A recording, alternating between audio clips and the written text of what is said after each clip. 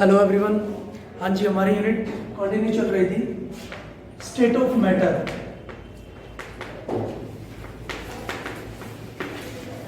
State of matter में हमने किया था इंटरमोलिकुलर फोर्सेस ऑफ अट्रैक्शन। ठीक है, कि कोई भी मॉलिक्यूल के अंदर जो पार्टिकल होते हैं वो किन फोर्सेस के कारण एक दूसरे को अट्रैक्ट कर रखे होते हैं। ठीक है, उसमें हमने किए थे जैसे डाइपोल डाइपोल इंटरेक्शन।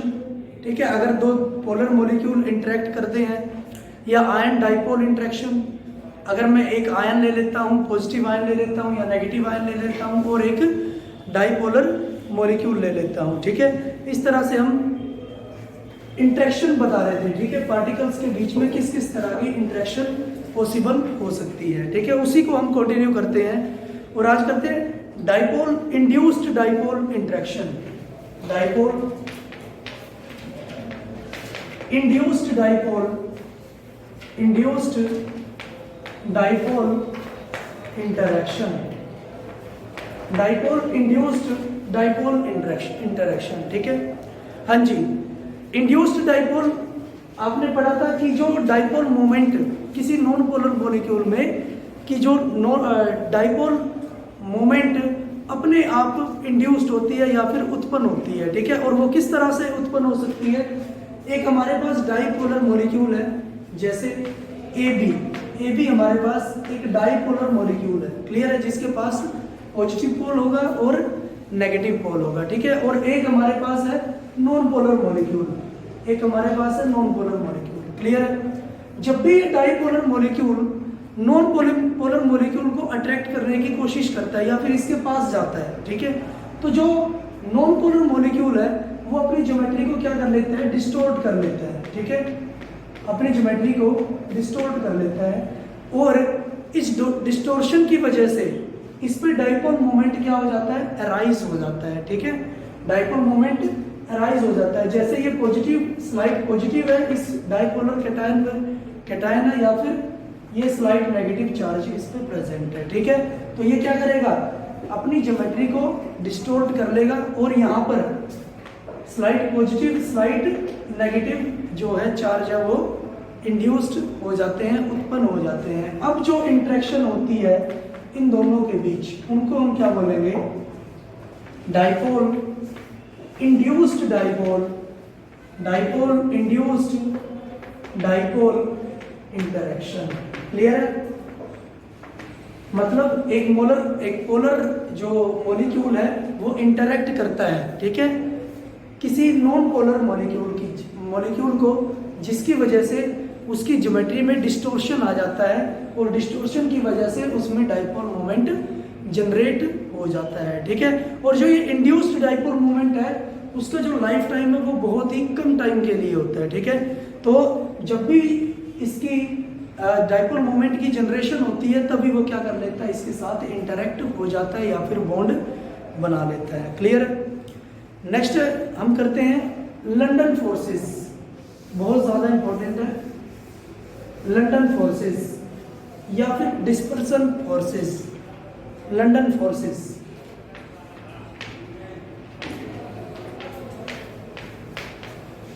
और डिस्पर्सन फोर्सेस। डिस्पर्सन फोर्सेस या इनको हम वंडरवाल फोर्सेस भी बोलते हैं। ठीक है, वंडरवाल फोर्सेस भी बोलते हैं। हाँ जी, इनको प्रपोज किया था सबसे पहले फ्रिट्ज ने। फ्रिट्ज लंदन में इनको प्रपोज किया था 1930 में। 1930 में, ठीक है। इसमें क्या होता है कि कोई भी नॉन पोलर मॉलिक्यूल होते हैं हमारे पास, जैसे हाइड्रोजन है, नाइट्रोजन है, नोबल गैसेस हैं, हीलियम, नियोन, आर्गन। क्लियर। ये नॉन पोलर मॉलिक्यूल क्या करते हैं, जब भी किसी मॉलिक्यूल के साथ बॉन्ड बनाते हैं, ठीक है, हालांकि ये नोबल गैसेस है, मान लो हीलियम है या फिर नियोन है, जब भी किसी मॉलिक्यूल के साथ, किसी भी मॉलिक्यूल के साथ अगर ये इंटरेक्ट होते हैं, बॉन्ड बनाते हैं, तो ये क्या करते हैं, अपनी जो ज्योमेट्री है उसको डिस्टोर्ट कर लेते हैं, अपनी ज्योमेट्री को डिस्टोर्ट कर लेते हैं, और डिस्टोर्शन के बाद इसमें डाइपोल मोमेंट क्या हो जाता है, इंट्रोड्यूस हो जाता है, ठीक है। इसमें डाइपोल मोमेंट इंट्रोड्यूस हो जाता है या फिर इंड्यूस्ड हो जाता है, डाइपोल मोमेंट इंड्यूस्ड हो जाता है, ठीक है। तो एक पार्ट पे स्लाइट पॉजिटिव चार्ज आ जाता है और दूसरे पार्ट पे स्लाइट नेगेटिव चार्ज जनरेट हो जाता है, ठीक है। और फिर जो इंटरेक्शन होती है, ठीक है, फिर जो इस मॉलिक्यूल की इंटरेक्शन होती है अदर मॉलिक्यूल्स के साथ, ठीक है, उनको हम क्या बोलते हैं, लंडन फोर्सेस बोलते हैं। लंडन फोर्सेस हम उनको बोलेंगे या फिर डिस्पर्शन फोर्सेस हम उनको बोलते हैं। जैसे हम हाइड्रोजन एटम ले लेते हैं, हाइड्रोजन एटम ले लेते हैं, ठीक है, एक दूसरा हाइड्रोजन एटम ले लेते हैं या फिर कोई भी नॉन पोलर एटम ले लेते हैं, ठीक है। तो वो जब वो एक दूसरे के क्लोज आते हैं तो वो क्या करते हैं, डिस्टोर्ट कर लेते हैं, अपनी अपनी ज्योमेट्री को डिस्टोर्ट कर लेते हैं, क्लियर है, ज्योमेट्री को डिस्टोर्ट कर लेते हैं। तो इसका मतलब slight positive slight negative charge क्या आ जाता है, जनरेट हो जाता है, ठीक है। यहाँ पर भी slight negative slight positive charge generate हो जाता है। और इस जो डाइपोल मोमेंट है, ये जो डाइपोल मोमेंट इंड्यूस हुआ है उसके कारण इनमें क्या आ जाती है, इंटरेक्शन आ जाती है या फिर बॉन्ड ये बना लेते हैं, ठीक है, जिनको हम क्या बोलते हैं, लंडन फोर्सेस बोलते हैं या फिर डिस्पर्सन फोर्सेस, डिस्पर्सन फोर्सेस हम इनको बोलते हैं, क्लियर है, हाँ जी। तो इनके मैग्नीट्यूड के बारे में अब हम बात करते हैं, ठीक है, कि जो लंडन फोर्सेस है इनका मैग्नीट्यूड किन किन फैक्टर पर डिपेंड करता है, ठीक है। तो सबसे पहले magnitude of the London forces depend किन किन फैक्टर पर करता है, ठीक है। कब लंडन फोर्सेस ज्यादा होंगी और कब कम होंगी। मैग्नीट्यूड हम बोल सकते हैं अमाउंट को, कि लंडन फोर्सेस कब ज्यादा अप्लाई होती है या जनरेट होती है और कब कम अप्लाई होती है, ठीक है। मैग्नीट्यूड ऑफ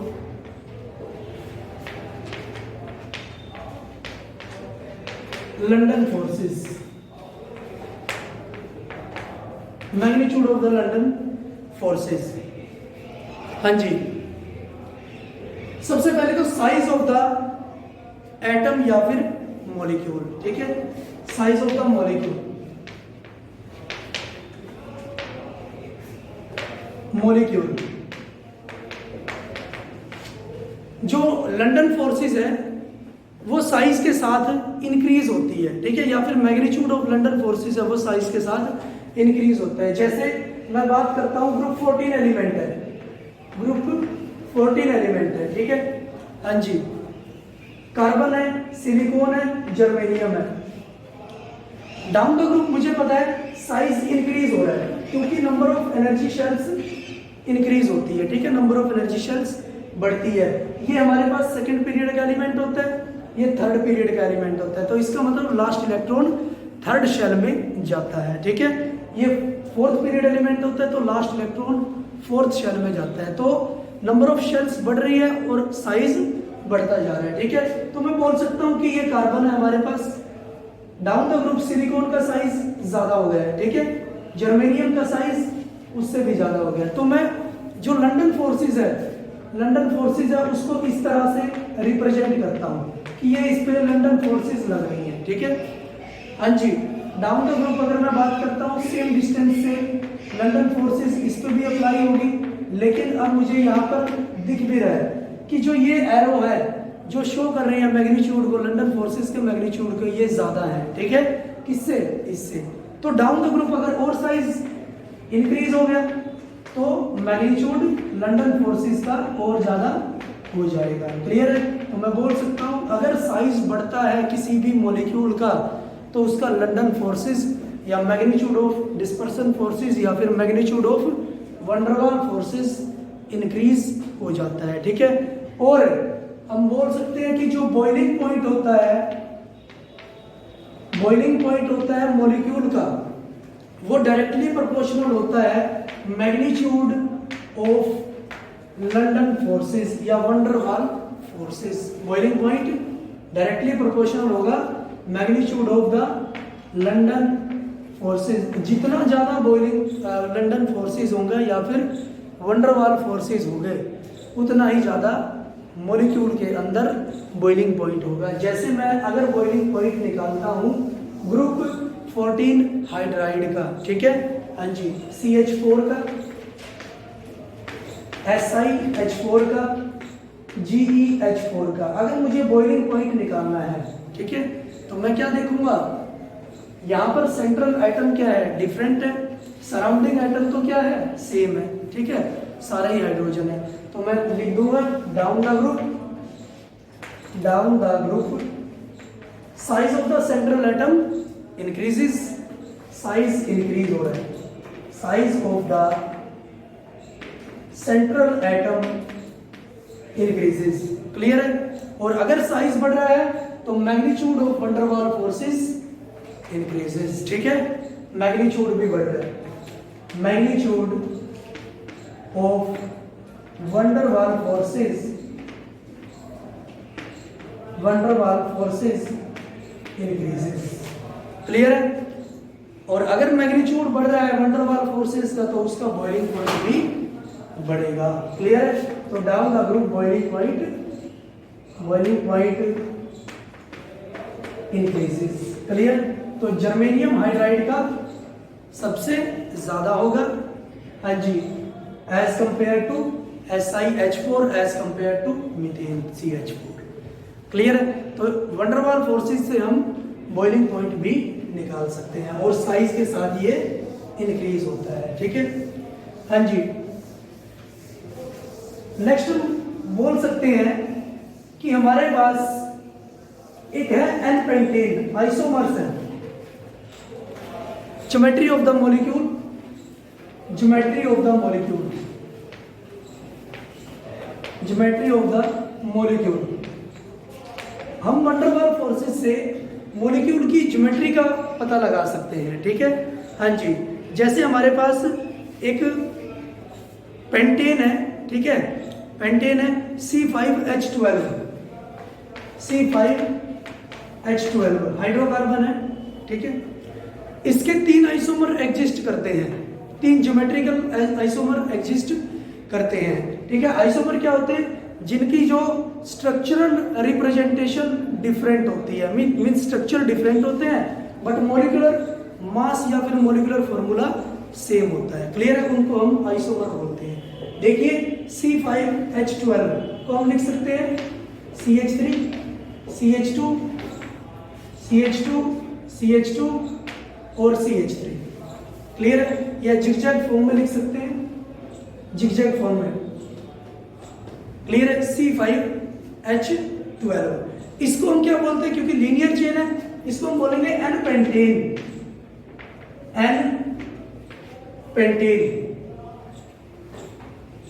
हाँ जी। और इसको मैं आइसोमेरिक स्ट्रक्चर बना सकता हूं, नियोपेंटेन मैं बना सकता हूं। Neo means fully branched, CH3 and CH3, neopentane.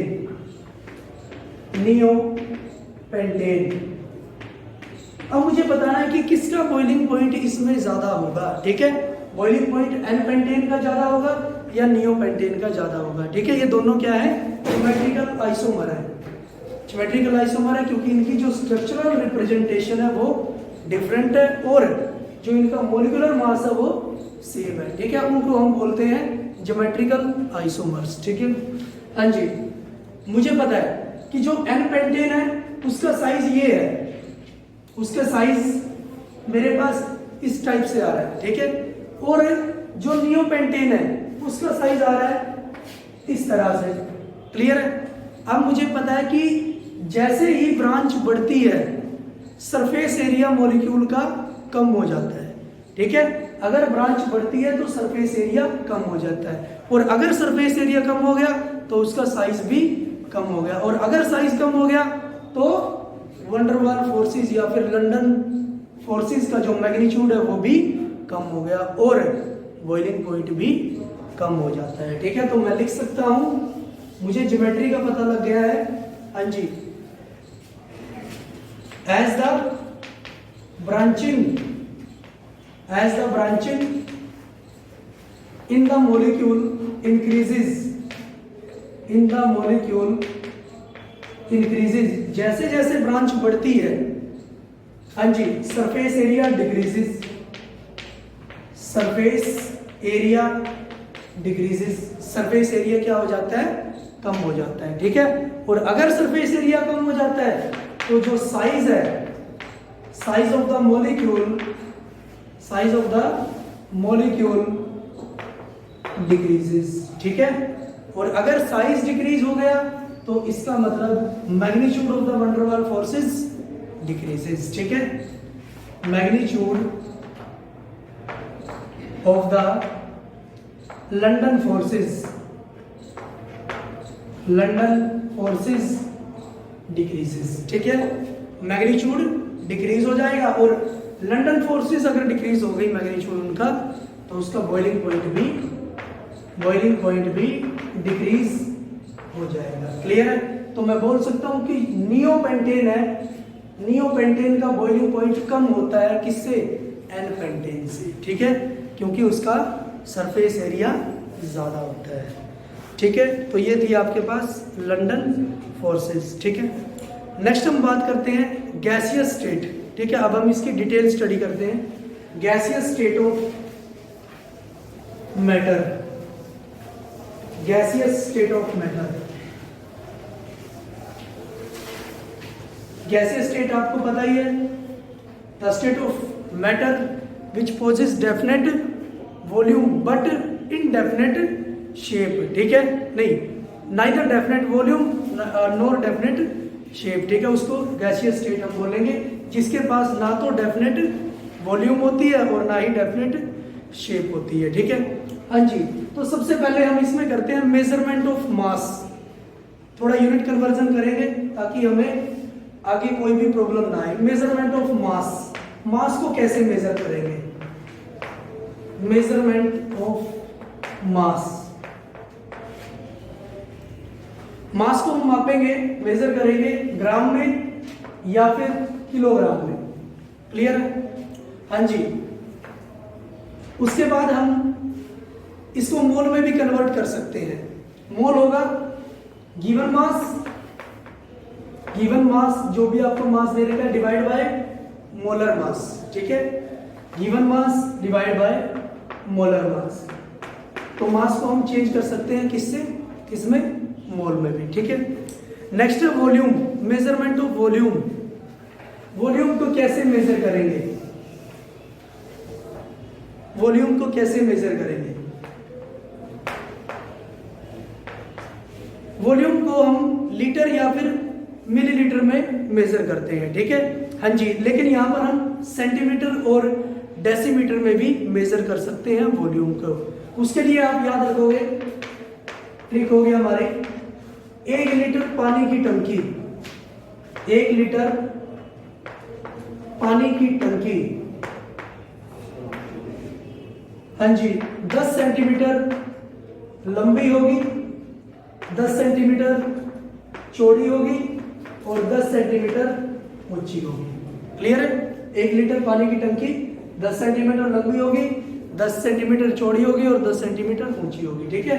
तो यहां से मुझे पता लग गया कि 1 लीटर इक्वल हो गया 1000 सेंटीमीटर क्यूब के, 1000 सेंटीमीटर क्यूब के, ठीक है। 1 लीटर को मैं लिख सकता हूं 1000 मिलीलीटर, 1000 मिलीलीटर। क्लियर है? हाँ जी, equal to 1000 centimetre cube.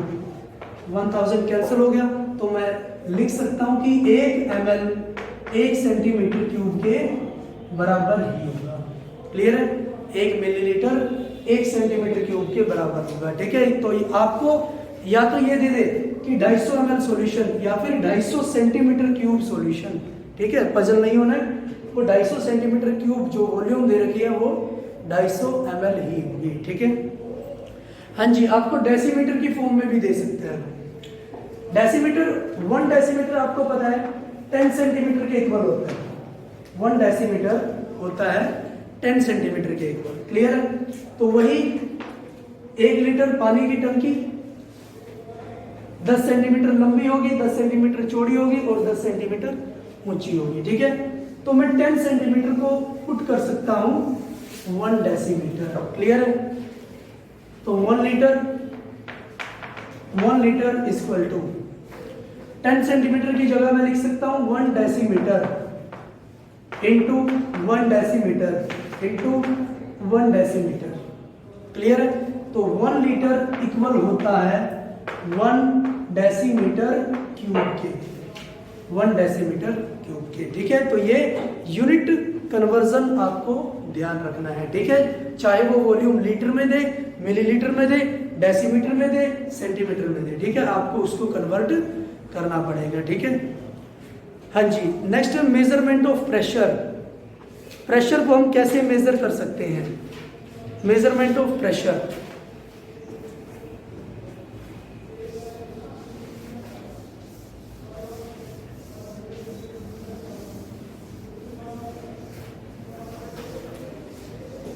Measurement of pressure.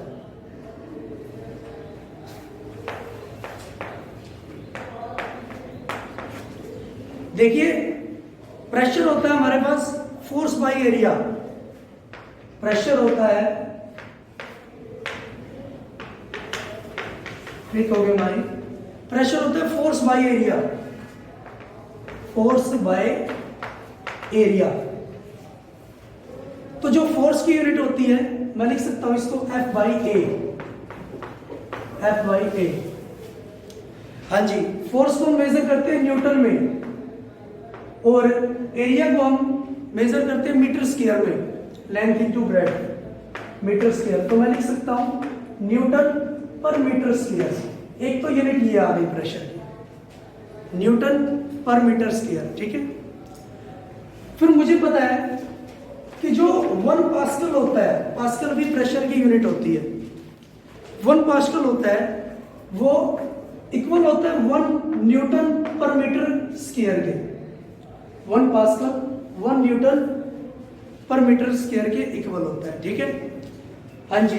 और जो 1 एटमॉस्फेरिक होता है, एटमॉस्फेरिक भी प्रेशर की यूनिट होती है। ठीक है? 1 एटमॉस्फेरिक होता है, आपको एक वर्ड याद रखना है, 101 325। 1 एटमॉस्फेरिक इक्वल होगा 101 325 पास्कल के बराबर, 101 325। ठीक है? 1 एटमॉस्फेरिक इक्वल होता है 101 325 पास्कल के बराबर। ठीक है? हाँ जी। तो मैं लिख सकता हूं कि 1 एटमॉस्फेरिक इक्वल होगा 101.325 इंटू 10⁻³ पास्कल। क्लियर है? लिख सकता हूं। ठीक है? पॉइंट करके 10⁻³ पास्कल मैं लिख सकता हूं। क्लियर है? और जो 10⁻³ पास्कल होता है उसको मैं क्या लिख सकता हूं? Kilo pascal. हाँ जी। तो 1 एटमॉस्फेरिक इक्वल टू मेरे पास आ गया 101.325 किलो पास्कल, जो कि यूनिट होती है किसकी? प्रेशर की। ठीक है? किलो पास्कल की टर्म में मैंने ये कर दिया है। ठीक है? हाँ जी। अब मैं क्या कर सकता हूं?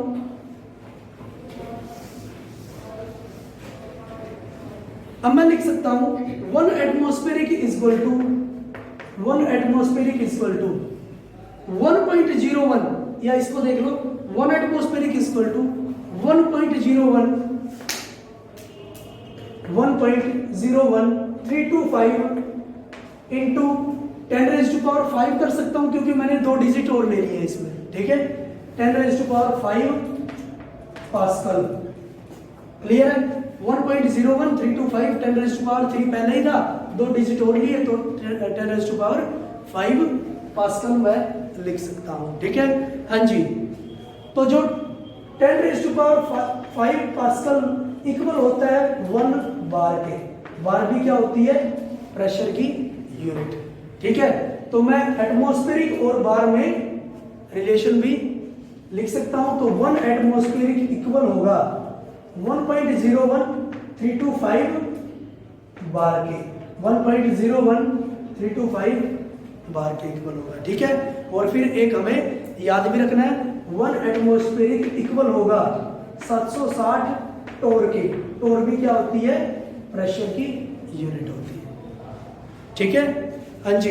तो मैं हर यूनिट में रिलेशन निकाल सकता हूं। न्यूटन पर मीटर स्क्वायर में आ जाए, पास्कल में आ जाए, किलो पास्कल में आ जाए, बार में आ जाए, या फिर टोर में आ जाए, या फिर एटमॉस्फेरिक में आ जाए। क्लियर है? ठीक है, हाँ जी। तो इस तरह से हम प्रेशर को निकाल सकते हैं। Next, measurement of temperature. Measurement of temperature, temperature को हम कैसे मेजर कर सकते हैं?